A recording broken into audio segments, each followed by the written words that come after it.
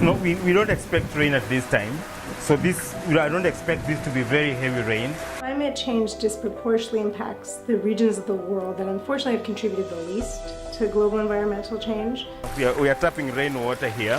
It's very good for drinking. My name is Jimmy Kisuge, and I come from Marera village. Actually, the maize plantation, goes all the way down there.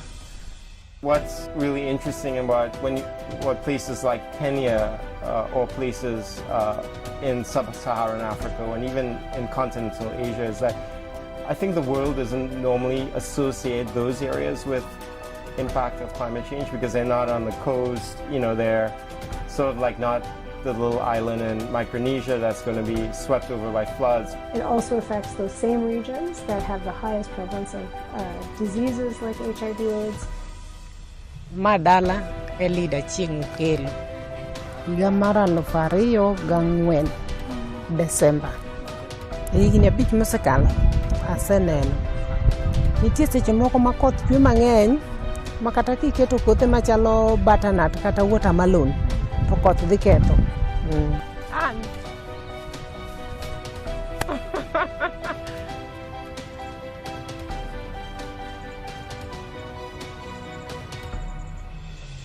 HIV patients are vulnerable. Mostly, again, they depend entirely on agriculture as a source of living, a source of income, source of food. If the climate change is to continue to the negative, then I think this is a group of people that are going to really be affected. We think about climate change impacting health, certainly. Allergies, asthma, etc.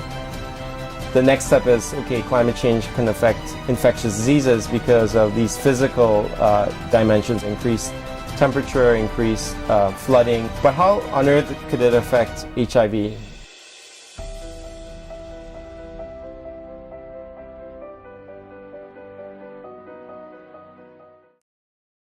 Please welcome newly appointed United Nations Messenger of Peace, Mr. Leonardo DiCaprio.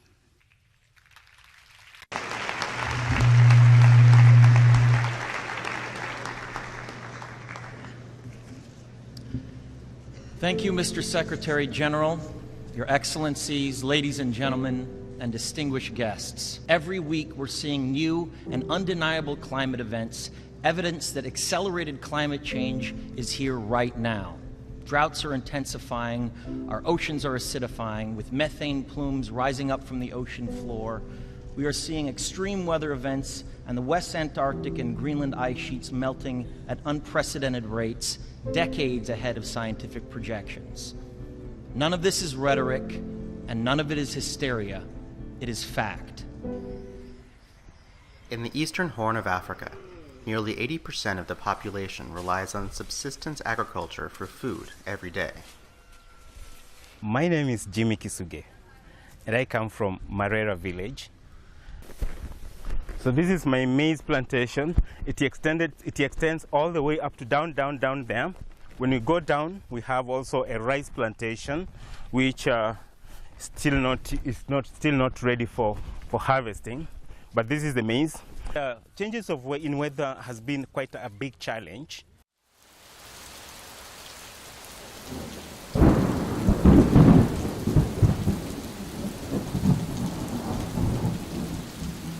We don't expect rain at this time, so I don't expect this to be very heavy rain. We are tapping rainwater here.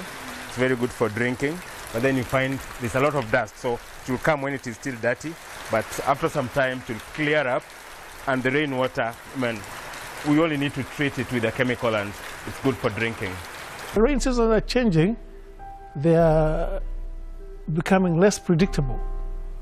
For instance, here, rains were very predictable. They started around March 15th, plus or minus 1 week. Now you get very intense rains in 1 week. You go for 2 weeks, there's no rain. Then again, there are these storms, and you get runoffs. Nitie seche moko ma koth chwe mang'eny makata kiketo kothe machalo butternut kata watermelon to koth dhi ketho. What we do, even if we had already harvested, we cannot start planting at this time. We know when to start planting because any rain coming in at this time is just something that is not expected and you cannot bank on it.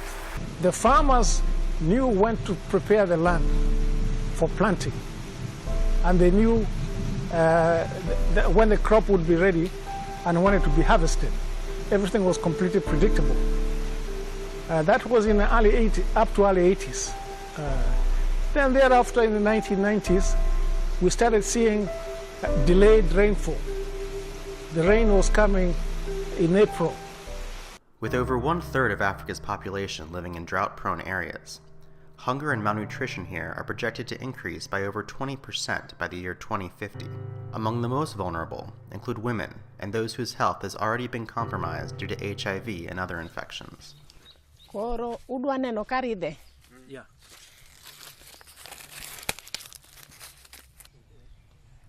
Manafwenyo ni an gi kute mag ayaki higa mar 2004 Desemba. 2005 dwe mar achiel. Ma en oduma. Ichakomo kodhi achiel kende. Wapimore gi ndalo ma koth chwe eka wakomo.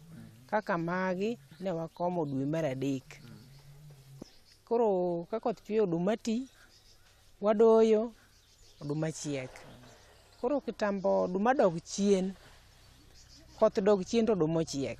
E kaka notimore sani. I first tested positive in the year 2000. That was a long time.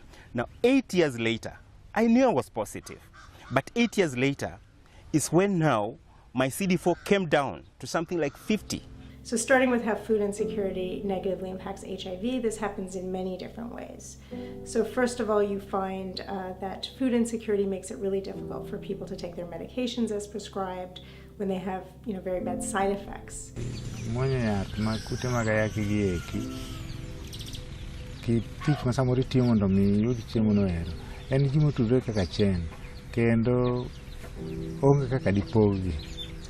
Kiyudo chiemo inyalo lose miyude michame, dhi miyi teko mar bedo gi teko mar mwonyo yath kendo geri bende. You also find that people find it difficult to get to clinic when they have to make choices between spending their limited resources on food or on transport costs to get to clinic. Kane pok adonjo e Shamba, nawinjo pek. Emane kelo ni kachamo yath, to yath ok nyal konya maber. Koro yath ola, aula. Keche yuto mara ne ok ber ahinya.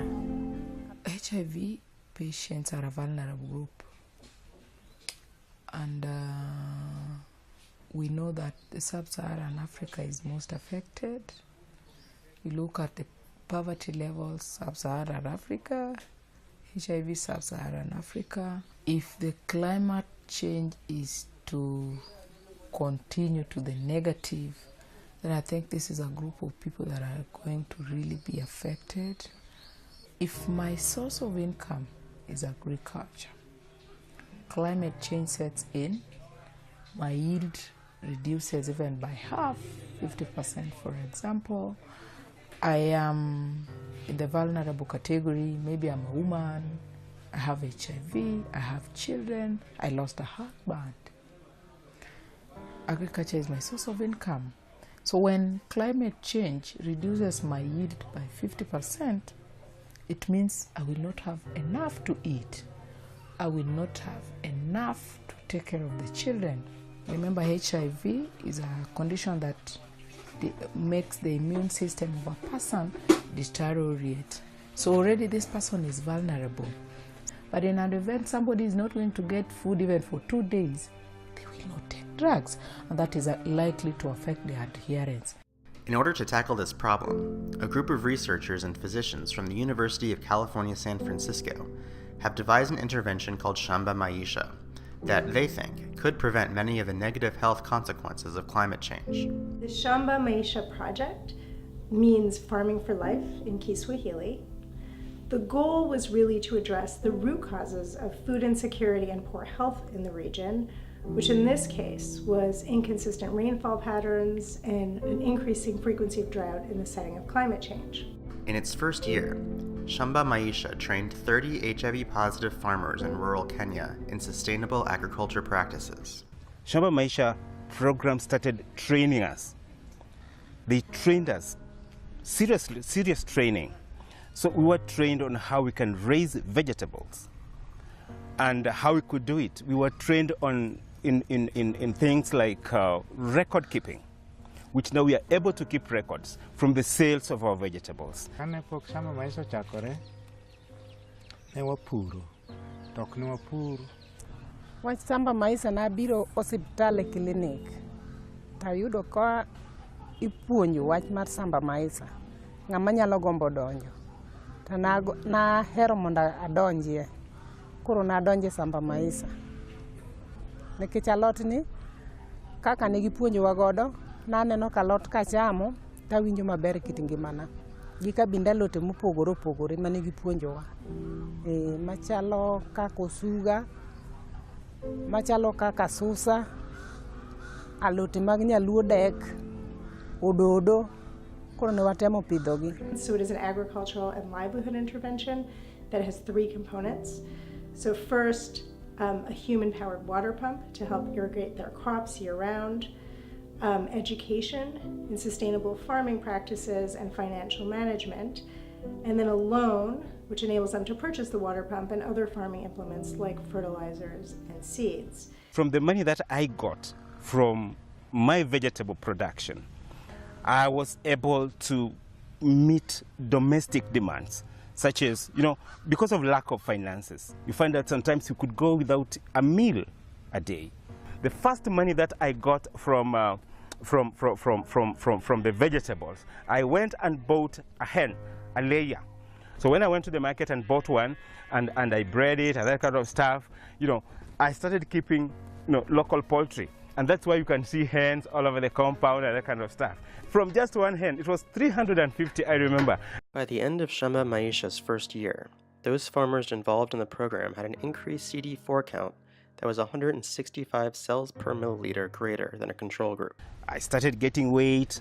My weight started coming because I could now eat well, because you see, initially I had lost appetite, I had lost weight.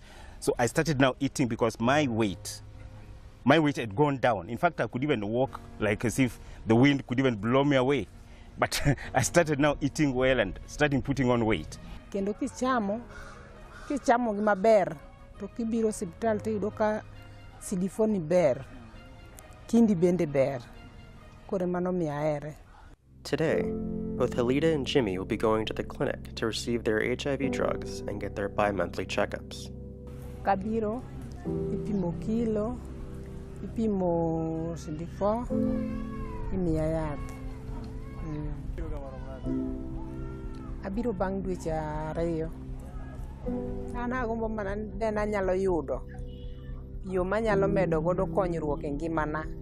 Kagone ma Nyasaye erokamano, kada kowo godo nyithinda mondo songo obed joma dongo.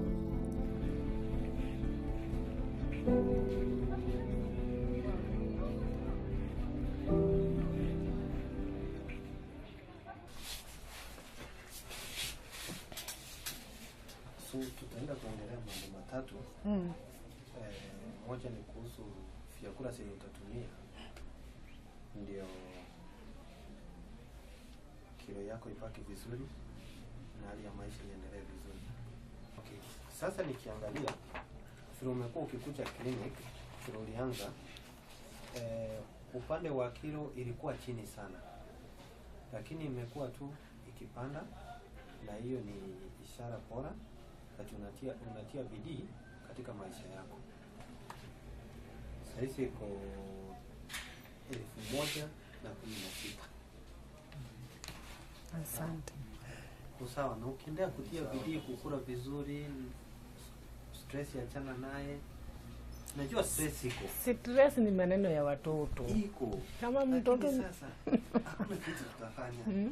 Mwisho ukachiwa mami. Hai ni hali ya maisha. lazima tuendelee kung'ang'ana. Ile kidogo yenye Mungu ametujalia tunashukuru. Sawa sawa. Yeah. Puonj ma daktari omiya sani ni awinjo nikech onyisa kaka anyalo konyo ngimana mondo kik pressure idh kuoma, kendo onyisa kaka anyalo konyo ngimana, amiyo nyithindo matin, an bende achamo matin.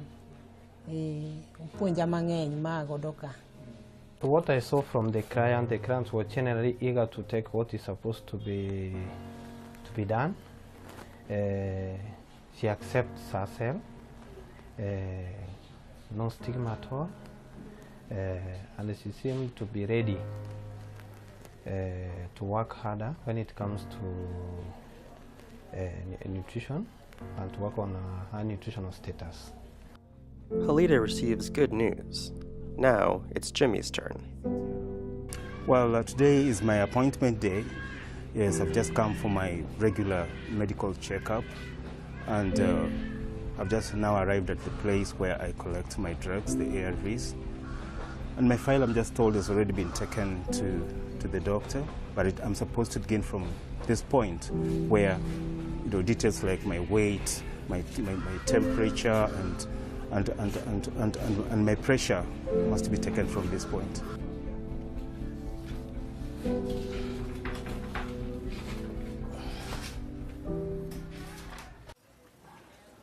What was my weight last time? 70. It was 70.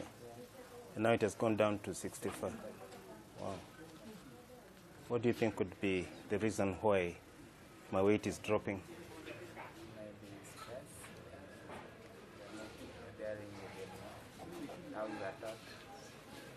Well, he told me that my CD4 has improved a lot. However, my weight has dropped with 5 kilograms. The last time I was at the clinic, my weight was at 70 kilograms. Today, my weight is 65. But he has attributed that probably to stress or maybe not adhering to, you know, the drugs, taking the drugs regularly, that kind of stuff. There's so many things that could lead to a drop in weight. Good afternoon. Good afternoon to you, doctor. Yes. Welcome. Thanks. We are going to talk about your nutritional status. Right. So what I'm going to do is nutritional counseling. Right. On various aspects. Yes. Also on the food intake. Right. What you're supposed to take. Right. Daily basis. Exactly. And the kind of meal you're supposed to do at the end of the session. Right. Yeah. Good. So I want to start by asking what kind of feeds or foods Yes. do you have back at home? Back at home, the kind of foods, like, let me start with the vegetables. Allow me to use the traditional names that we have for them. We eat osuga, we eat dek, we eat mito, we eat spinach, kales, that kind of stuff. Can I say that it's not impossible for you to take what we call balanced diet at the end of the day? Well, I think sometimes it is impossible, probably because of lack of finance.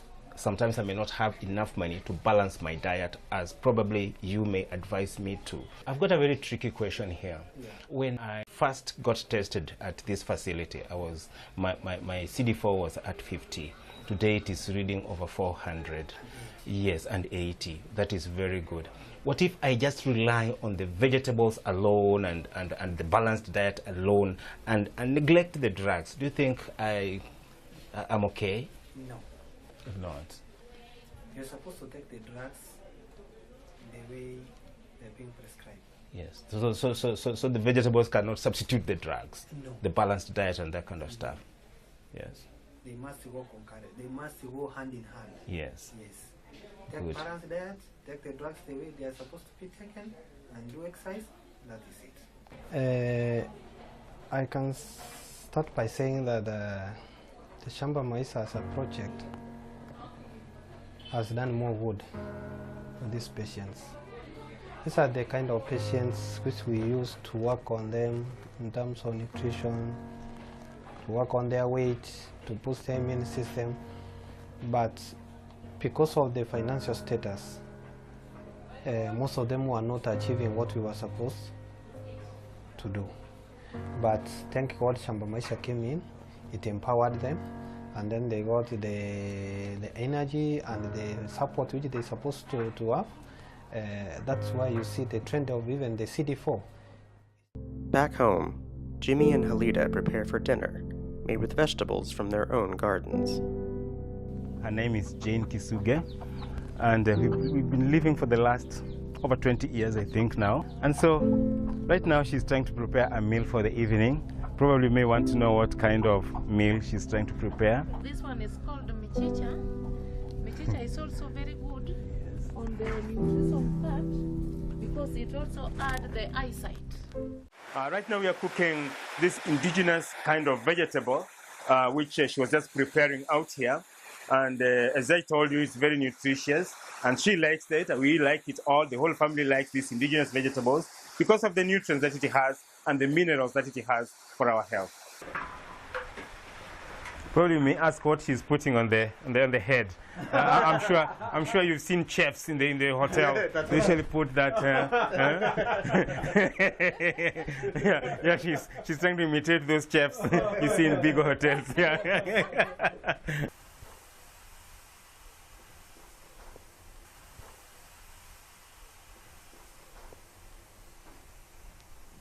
Wow.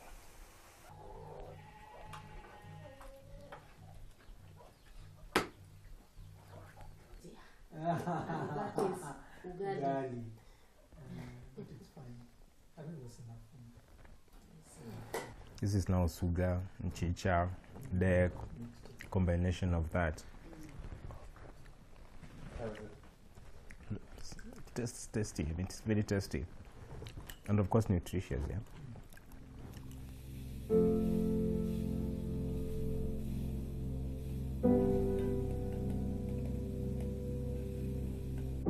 Asewango kitungu gi mo maketo nyanya osechiek koro aketo alot e mo.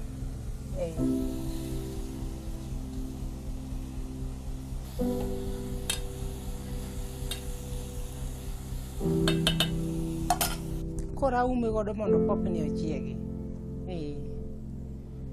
Kasto bang'e kosechiek abiro loke, kaseloke tarude mondo obed aruda.